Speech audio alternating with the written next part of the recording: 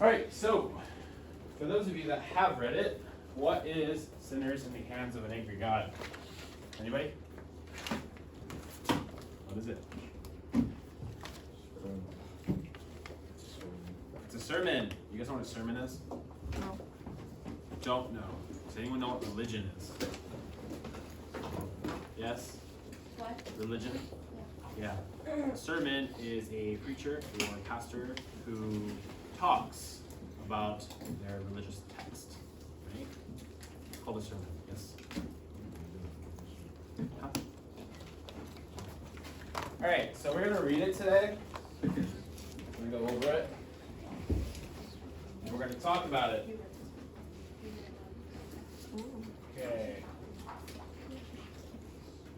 That's, So we're going to go ahead and start. that says English. Alright, who wants to read the first paragraph? And by paragraph, I mean the entire thing that's on the screen. Anybody?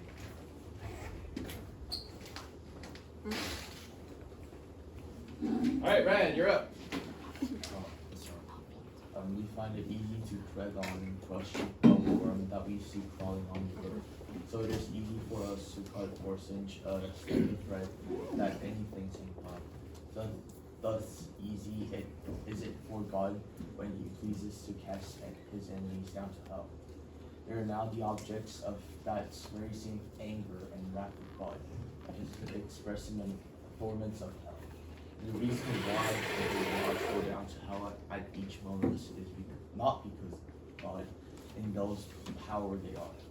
It is not even very angry with them, as angry as He is with many miserable creatures, how tormented in hell, who there feel and bear the fierceness of His wrath. Yeah, God is a great deal more energy with great numbers that are now on earth. Yeah, doubtless with many that are now in this congregation, who maybe are at ease, than He is with many of those who are now in the flames. So what does this paragraph mean? Anybody? What's it mean? Does anybody know what it means? Is it too hard to read? Is the English okay? It's a bit weird in terms of how it's written, right? Yeah. The grammar is off, but it's not wrong. Okay? It's just how they wrote things back in that period. Okay, so I want you guys to form a mental image of a worm on the ground. Do you guys step on it? No. Do you intentionally step on it? But if the worm crawled on you, would you flick it off and step on it? Only just flicking. Probably, right? Let's think of a bug. If a bug got on you, flicked it off, would you step on it? Yes. Probably, right? Why? Why? Just run away. It did something to you, and so you did a retaliation, right? You guys usually do this? Crush bugs? If it's a mosquito. Mosquito? Yeah, like a fly. Mosquito, you crush a mosquito when it tries to suck your blood. Yeah. Right? Now, why do we do this? Why do we kill the bug? Self-defense. Self-defense? What if they weren't doing anything to you? Potential threat. Potential threat? Okay. Well, why do we kill it? But we don't kill a human that does the same thing to us. Right? They feel less guilty because like they're smaller and like they seem less important. So if you find someone less important, you can kill them? It's like smaller in size, so like So if someone is smaller than you, you can kill them? it's They're like not the same species. yeah, they're not. So species matters a lot. Is that right? Like I guess since you're not really like human or like an animal like dogs or like cats that you're like really familiar with, So if a dog barks and I don't like it, I can kill the dog? you know, like Just, Ah, like it doesn't insects think. are so small. it doesn't think. So does a bug. Don't kill a bug.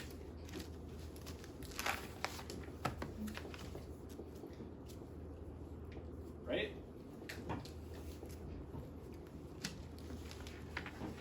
So,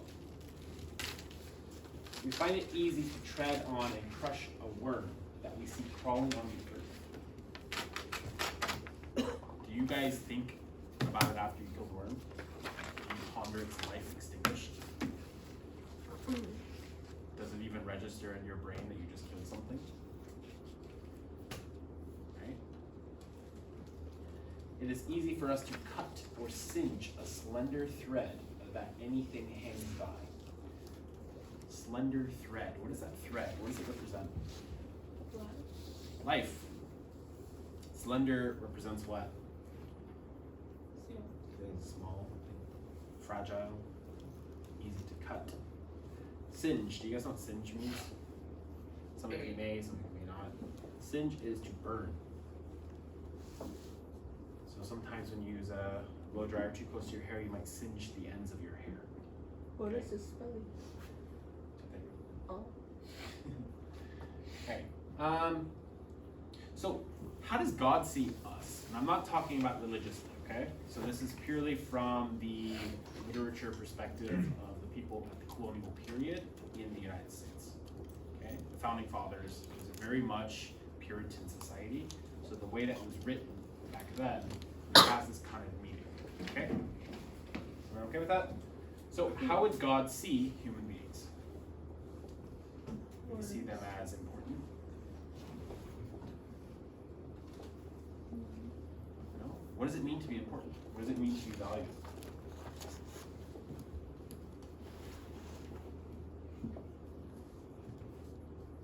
Anybody? Ashley. What does it mean to be important or valued? Being thought, being, there's mind a lot.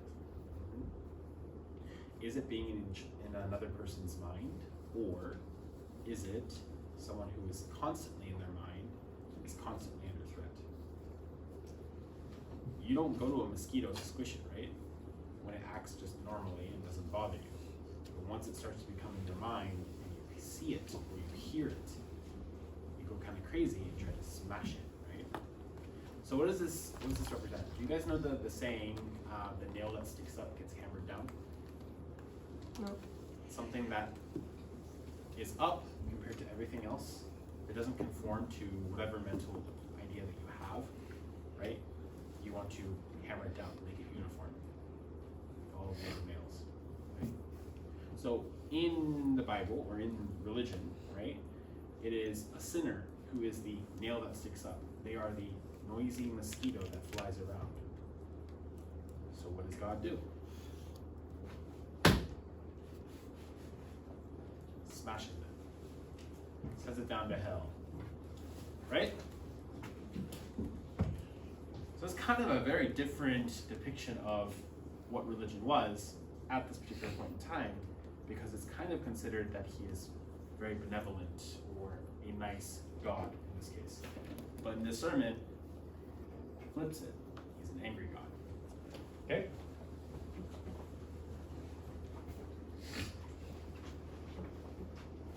All right, let's read the next one.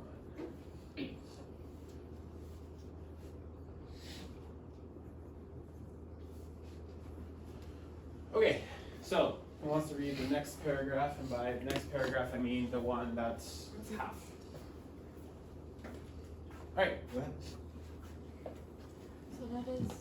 So that it is not because God is unmindful of their wickedness and does not resent it, that he does not let loose his hand and cut them off. God is not altogether such an one as themselves. Though they may imagine him to be so, the wrath of God burns against them. Their damnation does not slumber. The pit is prepared. The fire is made ready. The furnace is now hot, ready to receive them. The flames do now rage and glow. The glittering sword is wet and held over them, and the pit had opened its mouth under them. Okay. you guys know what wet means? It means sharpened. Okay? When you guys read it, there will be a definition for that there. You guys can look at it later. So what does this mean? This paragraph, what does it mean? If we had to think about it, what do you think it means, Diane? Can you see it, or is there a reflection?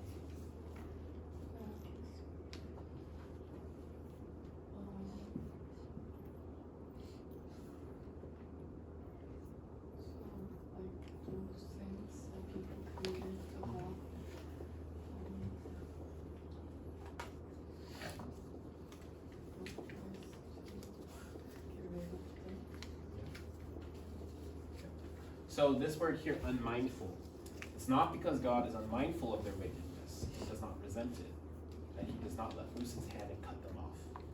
Right? Why doesn't God just step on it, crush them? Right? He knows about it. He witnesses it. So what does he do? He prepares for it. He stokes the fires of hell. He prepares the sword of Damascus. Basically, he's like, I'm waiting. Just mess up. Mess up once. I dare you. Like this. Okay? Alright. Let's read the next part. Selena, you're up.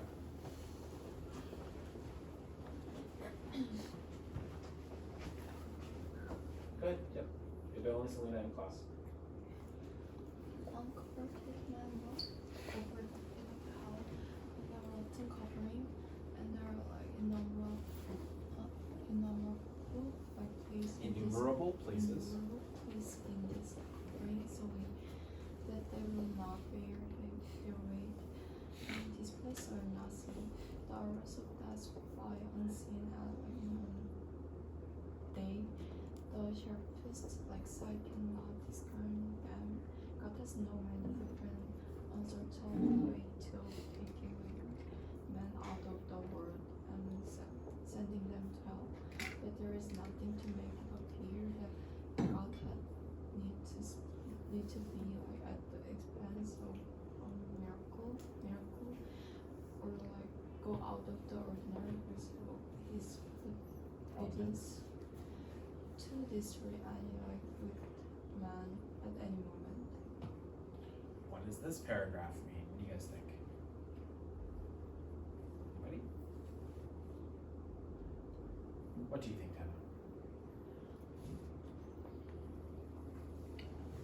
I'm scared. You're scared? Yeah. Why?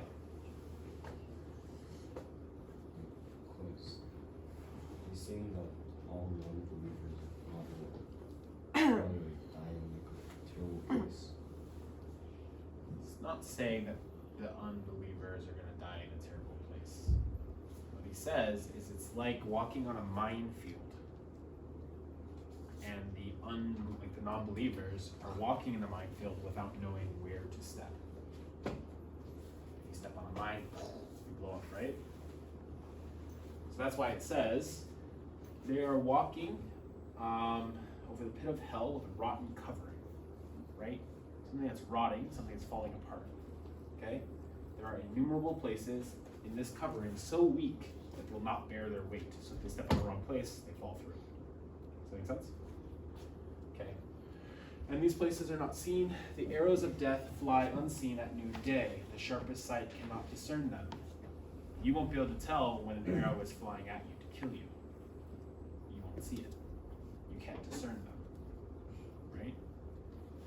So basically, this whole paragraph is referring to you won't know how you messed up. You just messed up. Does that make sense? Okay. And it basically says God isn't so petty where he's just gonna step on you and crush you. He'll just let you meander on through life until you mess up and then he sends you. Does that make sense? It's like putting a mosquito trap. You go to the light, right? You don't need to go out and smush the mosquito yourself. Alright, next part. Let's read the next paragraph. Christine, you're up.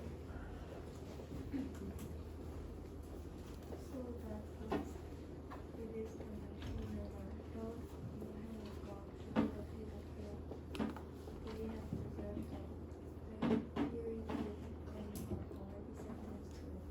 God is good, holy and good.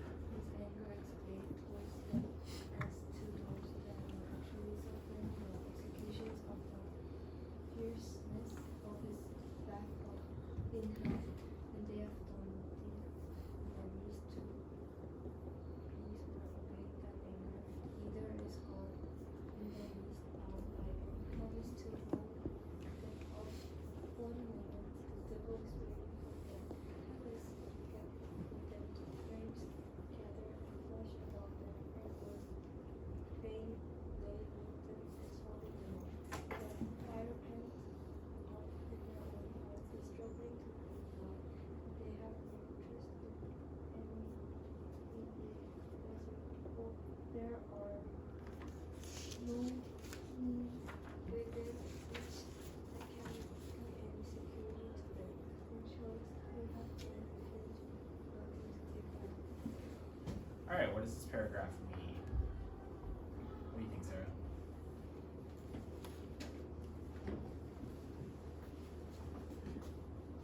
First off, do you guys know what appease means?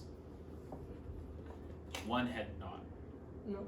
Nobody knows what appease is. Alright. P. No, it's not a P. Uh, So there's a definition for it. You guys can look it up later. Appease means to make someone not angry at you. Right? So if someone is angry at you, you buy them food and they're no longer angry at you, right? Something like that. You appease their wrath. Alright. So, what does this mean? What do you think? Sarah? What's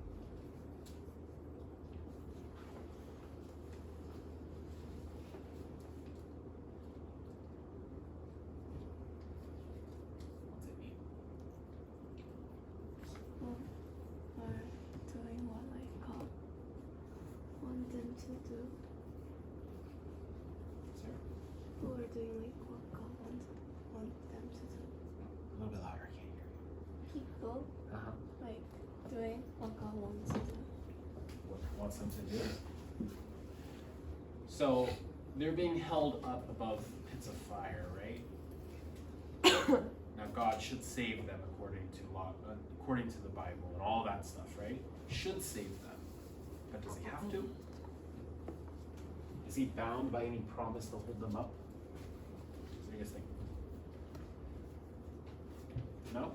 Okay. The devil is waiting for them in hell, gaping for them. The flames gather, flash about them, and would lay hold on them, swallow them up. The fire pent up in their own hearts, struggling to break out. We have no interest in a mediator. There are no means within reach that can be any security to them. In short, they have no refuge, nothing to take hold of, nothing to save them. Does that make sense? So essentially, you're walking over hell, and if you have nothing to take you or save you, you just fall into the river. Okay?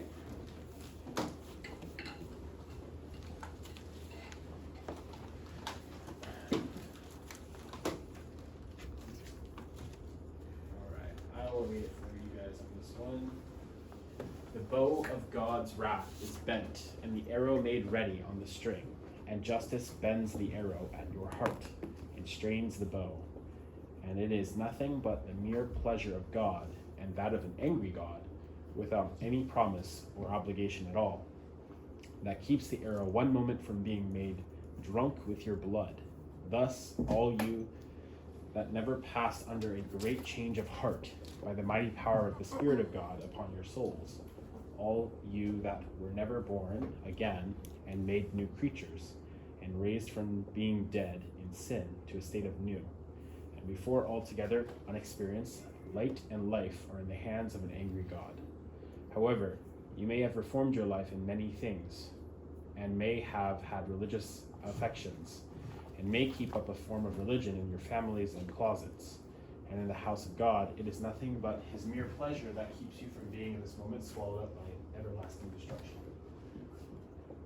So that's a long paragraph. Alright, so what does that mean? Anybody? So essentially, he's got an arrow locked on your heart. And the only reason you're not dead yet is because he hasn't let go. Right? He has the choice to kill or not to kill. Does that make sense? That means that you're only alive based on his. Where is it?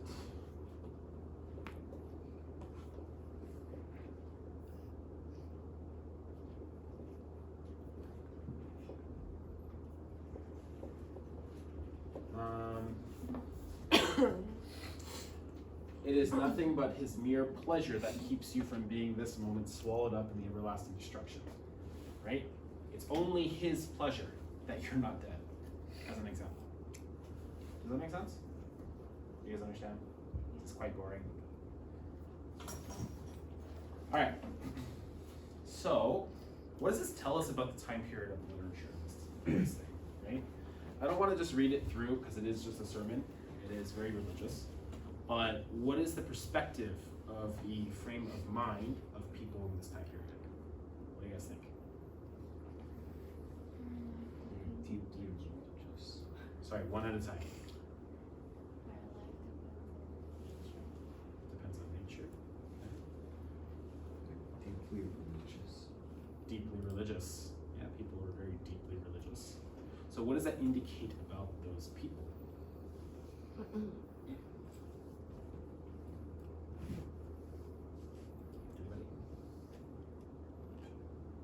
Do you fear God?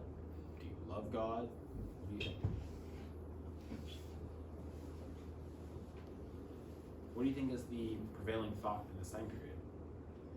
I think they didn't like believe in God because like, they actually believed in it. Like because like they thought like it was like the right way and stuff like Right way. or stuff like that. But I think they believed in God out of like fear. Let me ask you a question. Have you ever heard of the boogeyman? Yeah? Has anyone heard of the boogeyman? It might be an American thing, I'm not sure. You guys have a similar thing here in Korea? Where your parents tell you a scary story, if you don't follow what they say, then they'll get you. Something will crawl out of your bed and eat you. What is that called in Korea? It's like 왕태할아버지. Ah. Now, as a child, do you believe this? Right? And so if someone tells you that if you do bad things, you'll die. You'll be sent to a place to burn forever. What is your belief about society, about life? Now I want you guys to think really carefully about how people thought at this time period. Okay. Don't sleep. Okay. Science didn't exist at this time, right? A lot of this was very colonial, right? People lived, science did exist, but it was not to the extent of what it is today in modern day time, right? For the most part, a lot of things were handwritten. Nothing was mass produced. Everything was created by hand. Every food that they had, they grew themselves or hunted for themselves, okay? So very much people relied on nature or luck or, in this case, religion to hope something good happens, right? You don't starve to death or your family don't get ill. So they were holding on to this shred of hope, which is religion. So what do you guys think happened to the people who heard this sermon back then? What do you think they thought?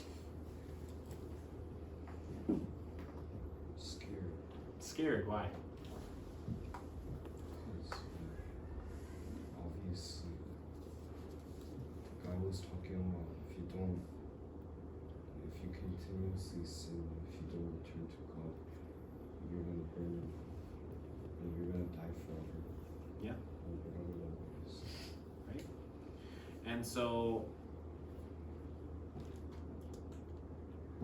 people actually started to cry after this because because they believed in this so much that it was like losing a family member, right? Or not wanting to lose a family member.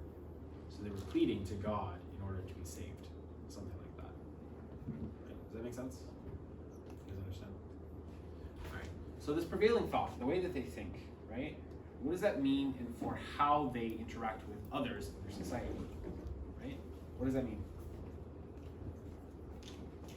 How do you interact with others in your society when you believe that God is always watching you and can kill you at any point in time? If you do something wrong, you get burned in fiery pits of hell.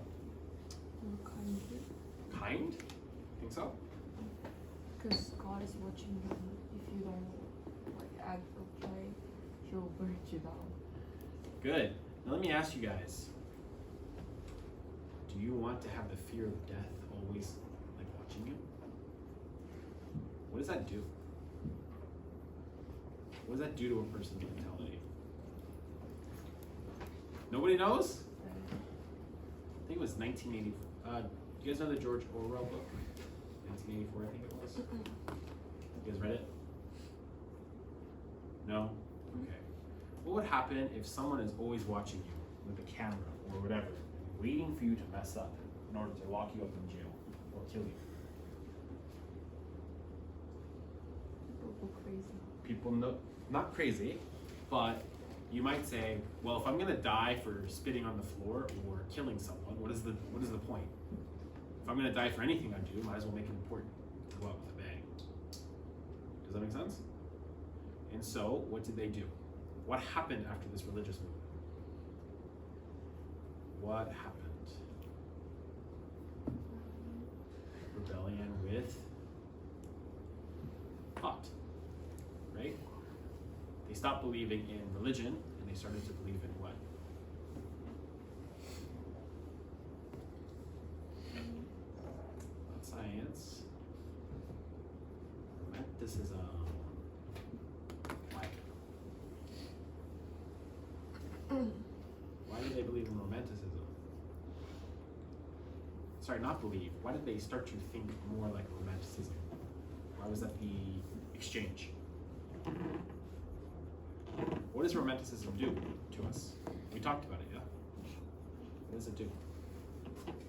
Think things in romantic. Yes, but there's a little bit more to that, right? Yeah.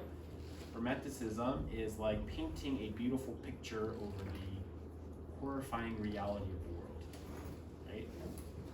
Does that make sense? Parents losing their children to disease when they're a small child, getting eaten by a bear, right? These are all things that were happening at this particular point in time. Jinjae, right? You guys need to sleep earlier. Sleep in my class. Okay, so people started to escape their own reality. They started to escape the strict doctrine of religion, right? They started to separate from it. They didn't go quite to romanticism at that particular point in time, but they started to go to transcendentalism. I don't think we covered that yet, right? Transcendentalism is basically the belief in the individual, and it is more spiritual, but it's less religious.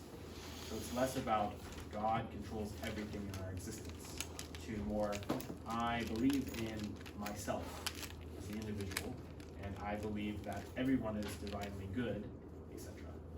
Does that make sense? So there was some sort of transitionary period between those. Does that make sense? Okay. So what does this mean for literature? Literature, it has transitioned from certain texts, such as this type of text, where all of the prevailing books and reading material had religious nature, embedded in it, right? Why? Well, if you guys know anything about history, books were not really created until the printing press came about, right? You guys know that? Why? Well, most of the books that were produced were the Bible, right? Mm-hmm. So any reading material that you usually got was from churches. So there was no thought in the way that things were created. But what happened when people could now create books easier? People started to write, and then they would distribute that, right? And And so different ways of thinking have changed different perspectives of our world. Okay. Now, I want to take a pause real quick and stop talking about American literature and let's talk about what literature in itself is. Do you guys know in Nazi Germany, the first thing they did when they took occupation is they burned all the books? Do you know why they burned the books?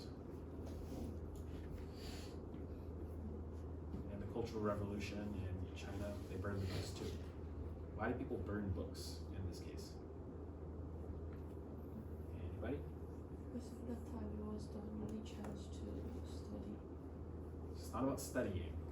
What does literature do for us? It helps us. It's not culture. Gives information. It helps us think in different perspectives. Good. Nazis and Chinese people didn't want that to happen. Right? If you don't read, you're not exposed to different ways of thinking. You're only exposed to the people that are around you. And if the people around you are very similar to you, then you have a similar perspective. You guys know what an echo chamber is? No. Okay, chamber is a room, right? You know what an echo is? Echo, echo, echo, right? So if you go into a room, echo, and it keeps bouncing around, the same thing you've said all over, right? You hear the same thing. What do you start to believe about your world? That is truth. Yeah? Okay. Does anyone watch the news? Yeah. Which news channel do you guys watch? SBS. What's SBS? News? Yeah. It's a news. Which one? New York Times. New York Times. You watch New York Times? And you do SBS? Is SBS a Korean news channel? Yeah. Okay. I want to ask you a question. If there was something negative about South Korea, would SBS show it in the same way that a foreign or international news would show it? What do you guys think? No, right? Because there's something called a narrative. We talked about narratives already, right? Narratives are a version of a story from the perspective of a certain narrative, a certain story that they're trying to tell with the information, right? So I'll give you guys an example. A farmer kills 100 chickens. Does that sound good? Okay, let's flip it. A farmer feeds 100 families. It's the same thing, is it not? That's called flipping the narrative. That's what news does. Okay? It takes a negative thing and turns it into a positive thing, or a positive thing into a negative thing. It happens all the time. Okay? So it's important to watch different news channels in order to get a good perspective of what actually happened and formulate your own opinions, right? Yes? Okay, so bear with me. We're mixing modern with literature. Literature is like giving us full picture of what's going on in our reality. It doesn't paint this beautiful picture of what's going on. Does that make sense? And so if you've never been exposed to different ways of thinking, it's very easy to get trapped in a certain way of thinking. Okay? Like this. If all you read is religious material, you believe religious things to be the truth of the world. Is that the truth? Maybe, maybe not, right? It's up for you guys to decide what you believe, right? So, this perspective, right, is very, very specific, right? But is that actually how reality is? You guys think? What do you guys think? What's reality like? Daisy, what's reality like? Is it like this? Are we all walking on a, oh no, is there a landmine? No? What do you think it's like? Yes, if we're comparing this way of thinking to our modern way of thinking, what is the difference? I think there are some people who are like care about what politics are just like the way they want to. Like there are some people who think about the consequences. Fair point. Yeah. Alright, so I want to ask you guys a question. Do you think the Bible is real? You guys can think it's real or not real, it doesn't matter. But the concept is this. If it's real and you don't follow it, you get this. If it's not real, and you don't follow it, or sorry, it's not real, don't follow it, then what happens to you? Is there a negative consequence? So then, about the 10 Commandments, right? If you follow those rules, life should be okay. But where do those rules come from? Anybody? Where do the rules come from?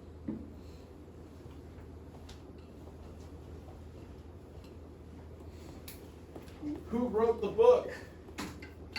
Disciples. The disciples. Did they really write it? And if they wrote it, is it truth? If we're saying that God exists and the Bible exists, and someone wrote it, which is a human, is this not an argument? This is our perception of the world. We're arguing that it's truth. So is it real? Is it not real? What is it using? Ethos, pathos, or logos to persuade? Ethos, right? It's using your emotions. What kind of emotion is being appealed here in the sermon? What emotion do you feel from reading this? Fear, right? Fear is a strong motivator, is it not? So, what about science? What does it use as an argument of the thing, right? Because society has always had this conflict between religion and science, right? Religion always had a specific argument for certain things. So instead of gravity existing, they said, God is pushing you down to the earth because you're not worthy enough to ascend to heaven, right? So therefore you get pushed down. Do you think that's truth? Maybe, maybe not, right? But if that's what you were told, then you might believe it, right? So for a long time, that was the prevailing argument. But science says, no, gravity does exist. We can prove it. So what kind of argument are they using? Ethos, pathos, or logos? Logos, they're using logic, right? And so, this disparity between do you believe in logic or do you believe in emotion? Right? You guys understand? Any questions? Okay, so this fundamental belief where we go from religious to a more logical society where we believe in logic. Are you guys cold? Yeah. This is the separation between literary movements, is when people stop believing solely in religion and they start to switch to using logic. Okay? There was enough people who believed in something to change society to believe a certain way. Okay? Any questions? All right. So that is all I'm going to share on this particular subject. You guys need to read the full text and do the reading homework log. Does anyone have any questions about this? That's good. Question. What does it say? What is a sinner? A sinner. A sinner is someone who commits a sin according to the Bible, which is basically the laws that God had given, and people are supposed to follow this, right? Now, I want to also preface this. So, religion, there's many different religions in the world, right? And each religion has its own rules. In some religions, you can't eat pig, right? You can't eat a pig, right? But in other religions, eating pig is okay. In another religion, it's okay to cut out the living being's heart and eat it, right? So logically, these all sound slightly crazy to a person if you read all of them. As a modern, sensible person, you don't cut out someone's heart and eat it, right? Like the Aztecs would do. Good? Okay. Great. Good talk.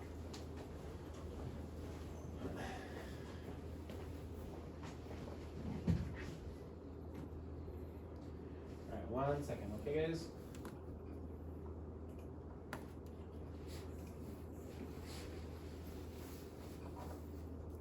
Where is it?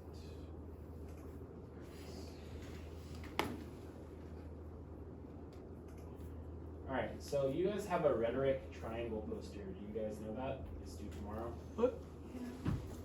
yeah. What do you mean, what?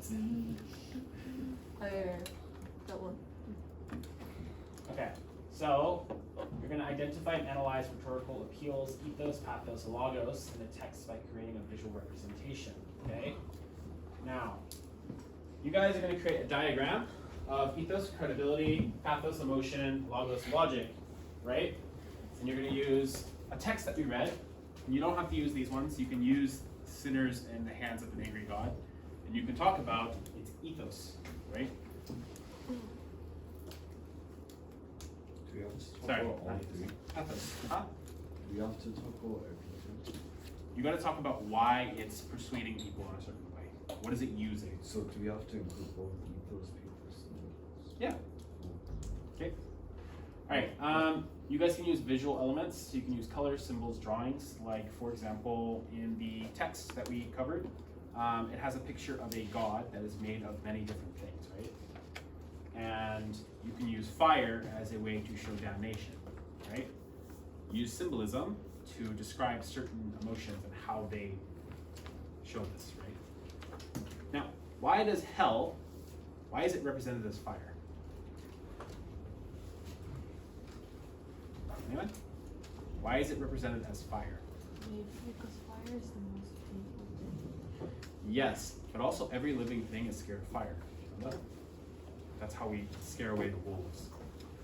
So, fire is a scary element for people. Therefore, if you use fire to represent hell, you're more scared.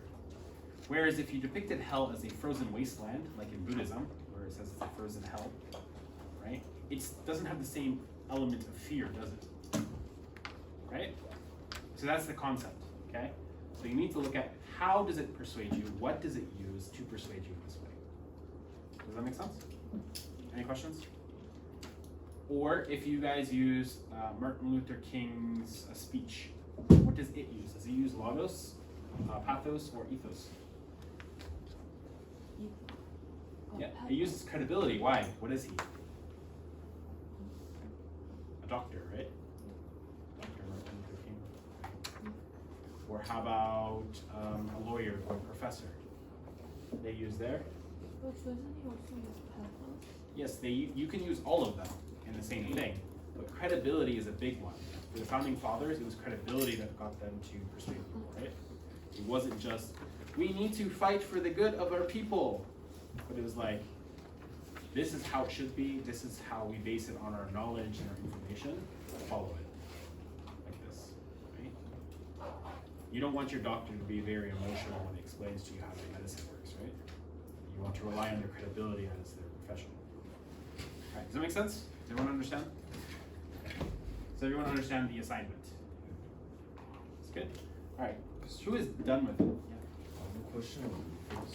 Yep. For the founding fathers, like, do we have to talk about how God is credible, or do we have to talk about like, how smart the founding fathers were? So it has nothing to do with religion.